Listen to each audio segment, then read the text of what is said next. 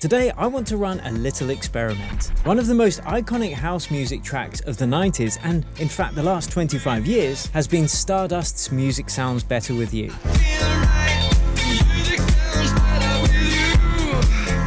It ignited dance floors across the world in 1998 when it was released, and you can still hear it played in DJ sets from Ibiza, London to LA. It defined a genre and was created by French producers Braxe and Thomas Bangalter. Thomas Bangalter.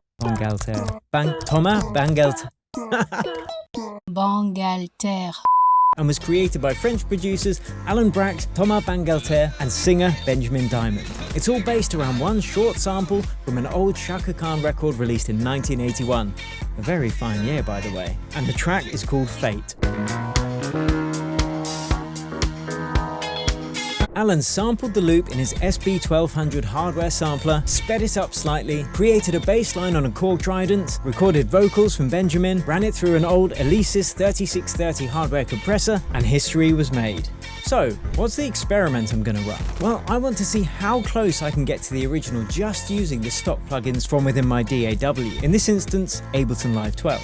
But why, Will, you devilishly handsome and humble denizen of the tube, I hear you ask? What's the point trying to recreate someone else's track, especially as it's so old? Well, for two very good reasons. One, trying to recreate music that you love is a great way to learn new techniques that you can then apply in your own music. The challenge focuses you to really concentrate your ears on what's going on in the music and work out ways using production to get those desired results. Your ears will become better at picking up small details, and you can impart those details in your own music. And the second reason, it's just bloody good fun. You can hear my end result at the end of this video and decide for yourself how close you think I got. You can also download the project file that I end up with completely free below this video for you to pick apart and play with yourself. So without further ado, let's hop into the door and get it done.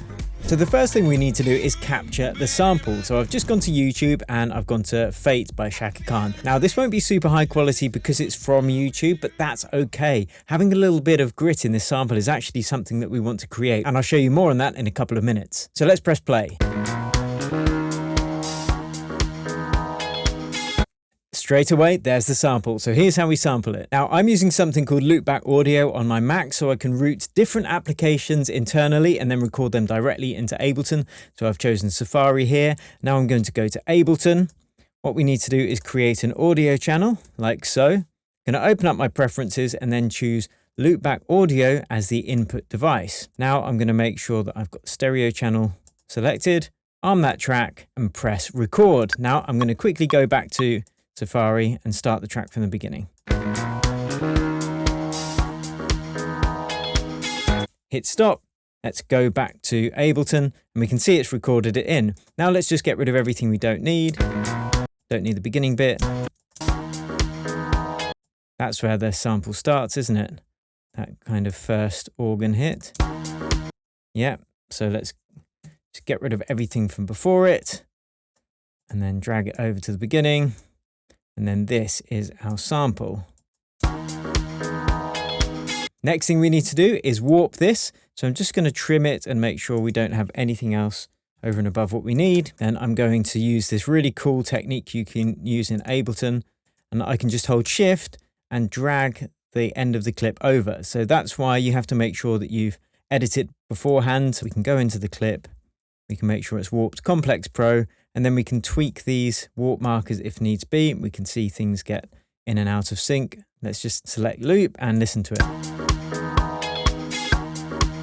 There we go. Now I'm going to select 124 BPM for the track and then hit save. Next thing we need to do is increase the pitch a bit. Let's just take it up. And this is going to make sure it's kind of in tune with the rest of our Ableton project.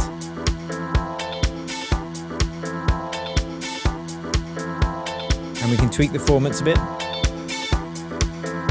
Actually, having about 50% adds a nice little bit of grit, just like the original. We're just going to name that sample, keep things nice and organized, and I'm going to call that blue. I'm not going to call it blue. I'm going to color it blue, the natural color of samples today.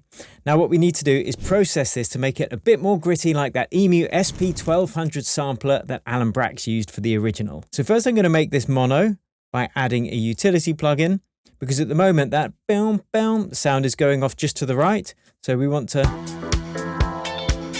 just bring that in. So it's a bit more mono. And now we want to add some of that grit that I was talking about. Now to do that, I'm going to use a downsampler. In Ableton, it's called Redux. So what we can do is reduce the bit rate. So that's too much.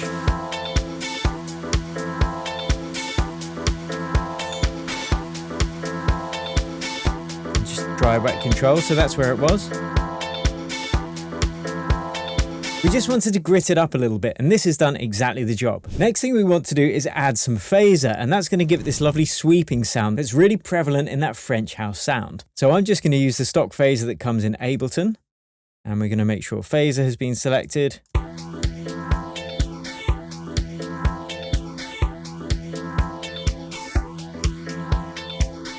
Now this is 100% wet, so the entirety of this sample is being processed. We're just going to dial in some of it and add some warmth.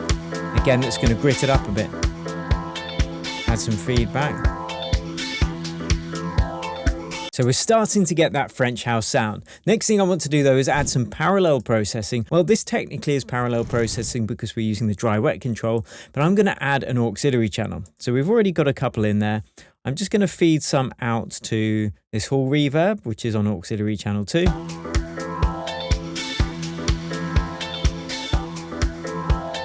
And make it quite short so we can hear there's a reverb there. And I'm just going to put another phaser on that reverb. Just going to add to that vibe.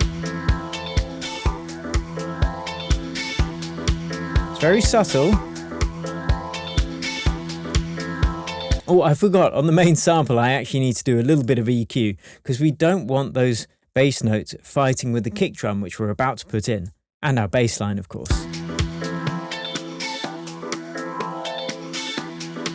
Let's boost the tops. Now we're getting somewhere. So next thing we need to do is create that thumping fat kick. Now in the video that I'm linking to below, Alan Braxe said that he just used a TR-909 drum machine for all the drums, but I struggled to get that same sound using the kick from the 909. So what I'm going to do is go to my favorite kick pack, and I'm going to just choose one of these other kicks I've got in here, and let's have a listen to them. That's nice and deep and thumpy, so let's use that. Just going to load it in, program it in on every beat like so. There we go. And let's listen to our loop with this kick drum. So that's off. And this gives us that nice thumpy low end. But there's a few things we need to do with this kick. It's going to make more sense when we've got the bass line in there, so let's work on that now. Now for the bass line, I'm going to use a MIDI instrument. So I've created a MIDI track in Ableton. Let's create a MIDI clip and call it bass, unsurprisingly. And then I'm going to use an operator synth for this. So let's go here, choose operator. And first we are going to program in the actual notes. I'm going to use a preset. Let's start with that guitar bass. Now in the original, Alan used a Korg Trident to program in the bass line, but I wanted to do this all within Ableton, so let's program it in here. The track is in F major. So if we hit F major, we've got this lovely scale feature, which means that we barely ever need to hit a wrong note, if ever. So I can hit scale and it's only going to show the keys from within the scale of F major. So let's program in the notes. So if we program in the bass notes a couple of octaves above where they're going to end up, it's easier to hear the pitch of each bass note. So I can hear that very easily. And I've got 16th selected on the grid. Let's just extend these notes a bit. And let's just repeat that. And then the notes climb up the scale for the last repetition. Excellent. So now we can put them down a couple of octaves to the bass. Probably there. And let's have a listen to it all together. Nice, but of course we need to repeat this loop. So I'm just going to consolidate it so it's easy to work with. Then we can just loop it. We could either hit loop and do it like so, or we could just duplicate it. But let's have a listen.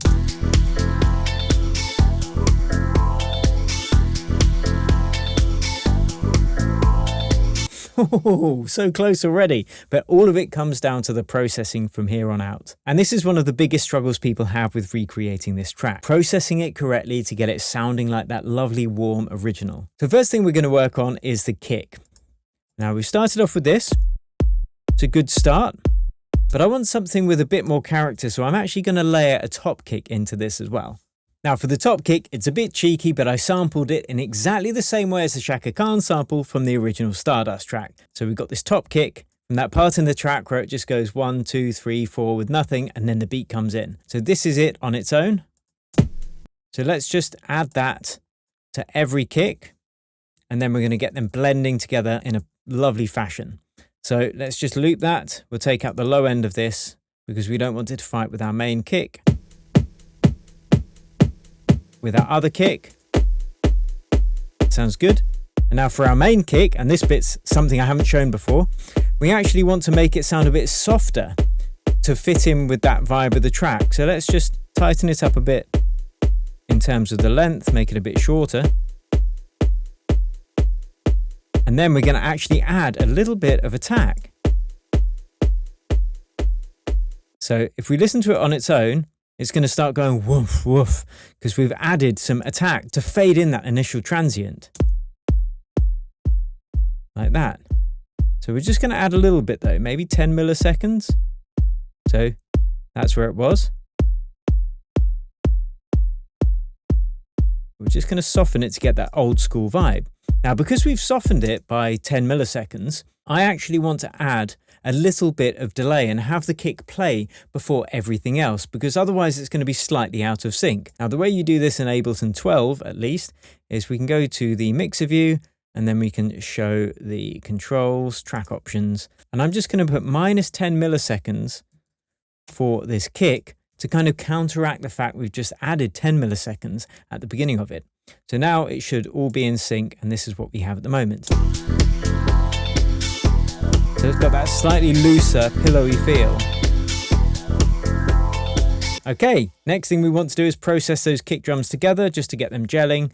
So let's color this green as well so we can see it's a drum, and keep everything organized. Super important when working. It's much easier to then go back to it afterwards. Now I'm going to group these kicks together and put a bus compressor on there, and we're going to get very much in depth into bus processing very shortly in this tutorial. So let's whack that on there, boom, get a compressor on there, boff.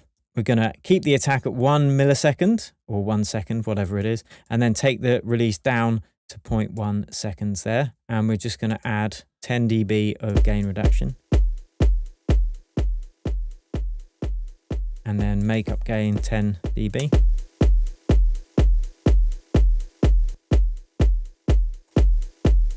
So it's making everything sound a bit more gelled together. Now with this kick drum, I'm actually going to do a little bit of EQ on it as well. Our main kick. I really want to push that transient, or that fundamental frequency is about 50 Hertz. So it sounds really distorty at the moment. I'm just going to tighten up the Q a little bit.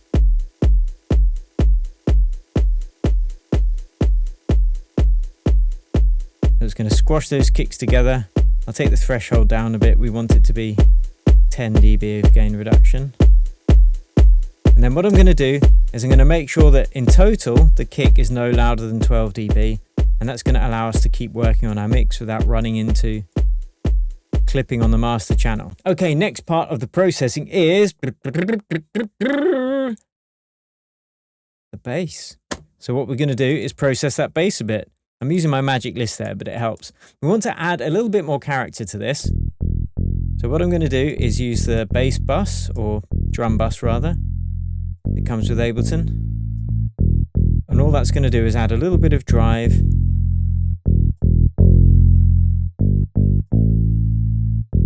And then what I want to do is EQ out some of those higher frequencies and just shape it slightly. We don't want it fighting and being too prominent, so I'll take out some of those low mids and some of the highs. So this is where we've gone from. It's subtle, but the most important thing we want to do is add sidechain compression. Now I've got this channel here, SC trigger, stands for sidechain trigger. It's a MIDI channel. I've got very short, sharp rim shot on every beat. We never hear it because I've got it set to sends only. But what that's going to allow us to do is duck anything we want from this signal. And I'm doing that rather than from the kick because it's such a short, sharp sample. All of the control comes from the attack and the release on the compressor. So I'll hit sidechain there on my bass channel, audio from sidechain trigger. And then let's hear what happens. Let's solo that. We can hear it's now ducking to allow the kick drum to pop through when we add the kick drum. So that's off and this is on. Okay, magic list, what do you say to me? Magic list, what you say to me is chords. Okay, so Alan said in the video, again, that I've linked to below, that there are some Rhodes pianos playing in this track, but they're very quiet. So I'm just going to add them in anyway. And this is going to add a little bit more depth to the entire thing. Now for the Rhodes piano, rather than using an Ableton plugin, I am going to use this Stage 73V by Arturia because it sounds just like a Rhodes piano, but I'm going to sample it and then you can still use this in your track without having to have this plugin. But you could get a Rhodes sample pack for the sampler that comes with an Ableton if you want. I'm sure you can get a pack from their website. So you could still do this completely within Ableton or whichever DAW you're using. So next thing I want to do is find out the chords of the track. Now you could look that up online. It's going to be the simplest thing to do. I'm just going to copy the notes from my bass line like so, because I know that's going to be what I'm going to base my chords on. And then I'm just going to work out the other notes in the chords above. Like so.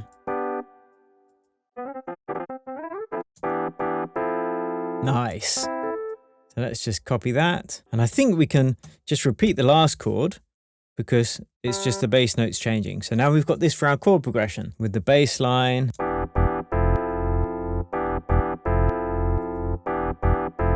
Nice. So what I'm going to do is add some phaser to this. Just to add more of that French feel. We could also add a little bit of that sidechain compression.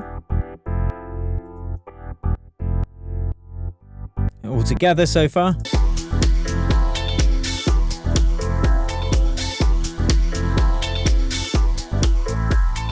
Not far off. So we've now got to bring this all together on the master channel. In fact, we could do that, but first I'm going to sing and embarrass myself because we've got to get the vocals of the track. Let's do a tiny bit of arrangement first. I'm going all over the place. Let me know if you're enjoying this in the comments, guys. Give me a hell yeah or an amen, brother, if you're feeling holy and you're loving it.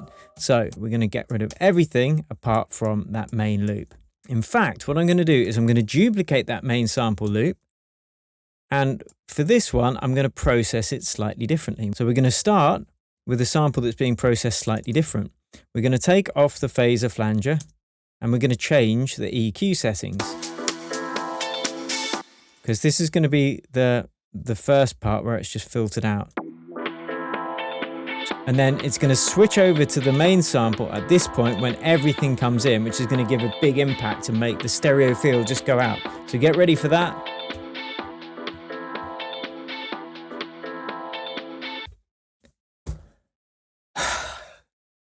Taxi. Oh, just as well I'm not doing this in front of thousands, nay tens, nay hundreds of thousands of people. Let's try that one again, shall we? Unbelievable.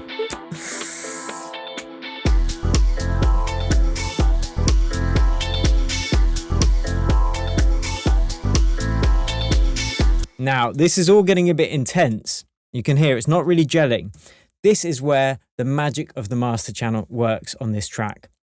So what we're going to do is process everything that we've just created all together. I'm getting excited now, see? All together as one. So let's get rid of this stuff here. That was just my default. So first thing we're going to do is add this drum bus. And all I'm going to do is leave it on default. I just want to add a little bit of this crunch.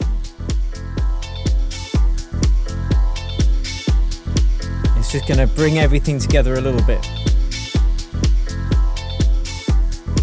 Now, the main thing that's going to make all the difference is the glue compressor. And now, as I said, Alan Braxe used the Alesis or Alesis, however it's pronounced, 3630, which is an old classic and really not that well regarded compressor, but it was very prevalent to get this pumping sound. So what I'm going to do is throw on the glue compressor.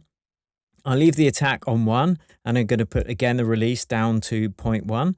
I'm going to leave the ratio on 4, and what this is going to do is just suck everything together. It's not really the best technique if you're doing things technically as a mixing engineer, but hey, this song had that magic, so let's try and give it a go. I'm going to go for about 10 decibels of gain reduction here, and then make it up by 10. This is where it was, and then so that's starting to bring everything together. So I want to do a bit more processing, but first I'm going to sing in the vocals because I haven't embarrassed myself enough today. So what I'm going to do is embarrass myself more because I'm not a very good singer. But you know what? I've got some tools to help you with that. So what I will do is create an audio channel, vocals, and instead of the loopback audio, I'm going to choose the audio from my audio card. So now we should be able to see the input coming in, which we can there. I'm just going to tweak the input so it's not distorting. And then I'm just going to sing, I feel like the music sounds better with you. So let's do that. I feel like the music sounds better with you. I didn't even record onto the right track. My God. Embarrassment upon embarrassment upon embarrassment. But you know what? I don't care. I feel like the music sounds better with you. I'll try one more. I feel like the music sounds better with you. And then what I'm going to do is sing the harmony to that as well. I don't want to hear myself. Also Will makes massive YouTube channel and listens to his videos. I feel like the music sounds better with you. Let me just get there. I feel like the music sounds better with you. Okay, that'll do. We're just going to try and get a similar sound. I'm obviously nowhere near as good as the singer on the original track, but at least I've been honest about that from the get-go.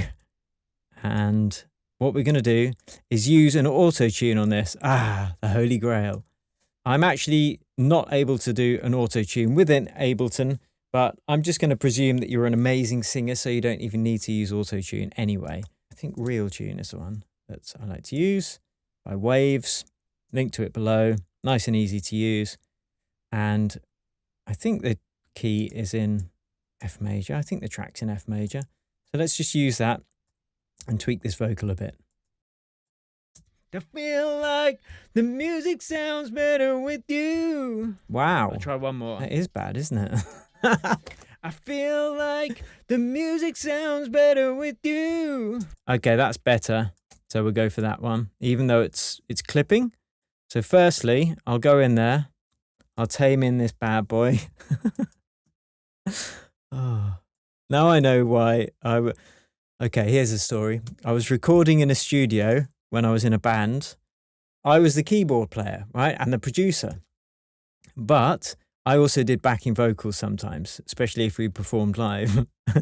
And we were recording an album in the studio in Lewisham in South London. And I was singing the vocals, and I came out after singing them, and the band manager was just like shaking his head going, no, no, no, no, no. And it made me laugh then. It makes me laugh now when I think about it. Savage. I feel like the music sounds better with you. Okay. You know, I'm not sure how much auto-tune that needs, actually. I'll tell you what it needs. It needs deleting, but we're not doing that yet. So I'm also going to auto-tune this harmony. I feel like the music sounds better with you. Now, but for this harmony, what I'm going to do is I'm going to put Complex Pro and I'm going to put it up an octave. and then tweak the formants. I feel like the music sounds better with you. Which obviously sounds ridiculous, but this is just going to be a really quiet layer. So next thing I'm going to do is just EQ out some of the dodgy frequencies.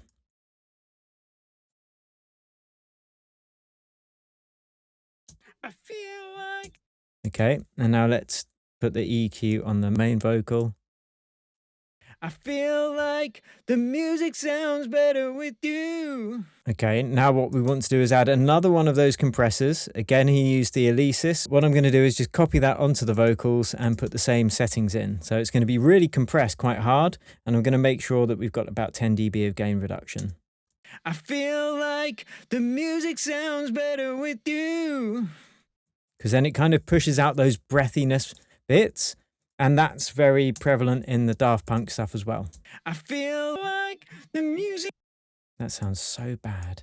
But now let's add a little bit of chorus to these vocals. Chorus always helps. Chorus ensemble.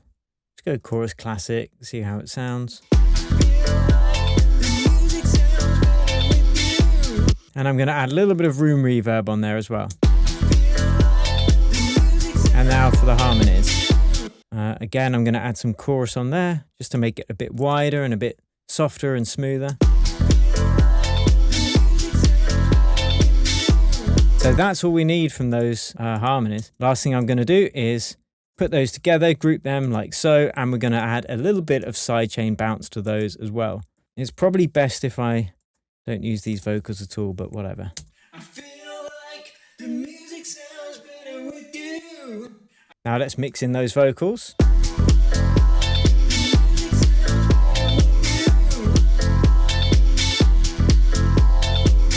Love mine, bring us back together, I feel so good. And let's just call that Vox in a group.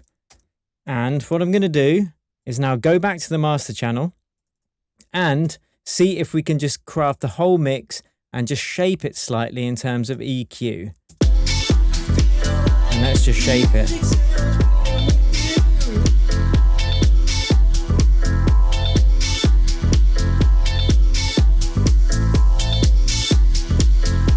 I think the kick and the bass needs to be a bit quieter.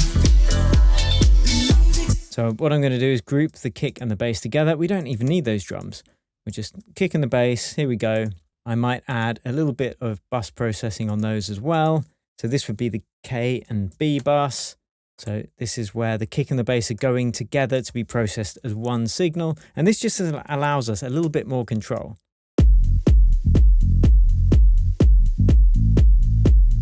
Now, this isn't what Alan did, but we don't have the same equipment he had.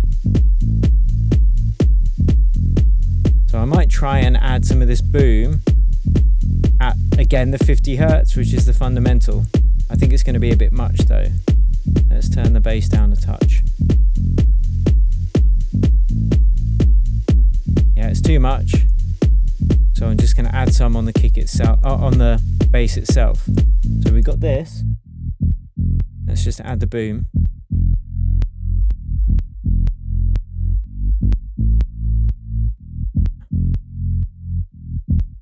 Okay, it doesn't really do much, so we don't need to worry about that.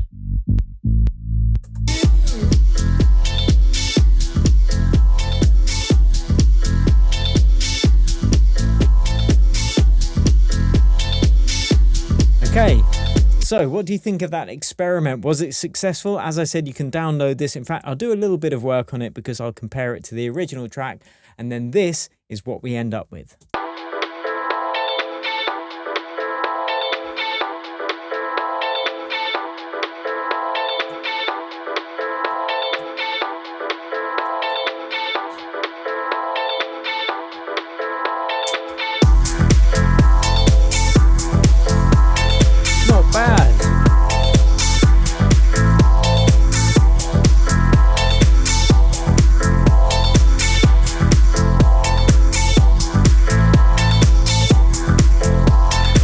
All of this is bringing me back.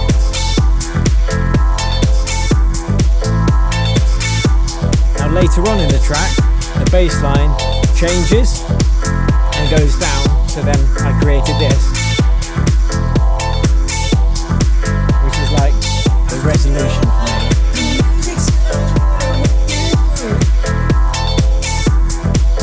And now, let's go to the middle section where everything's filtered down.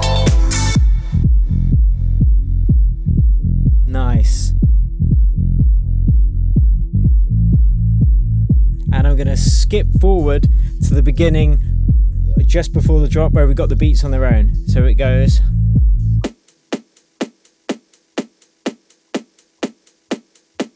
Everyone knows this bit. And I got that sample from a different track which I've linked to below as well. Obviously this video is going to be flagged for copyright because there are just all sorts of copyright infringements here, but that's not why I did it. So let's look at the lessons we learned and how we can apply them in our own music.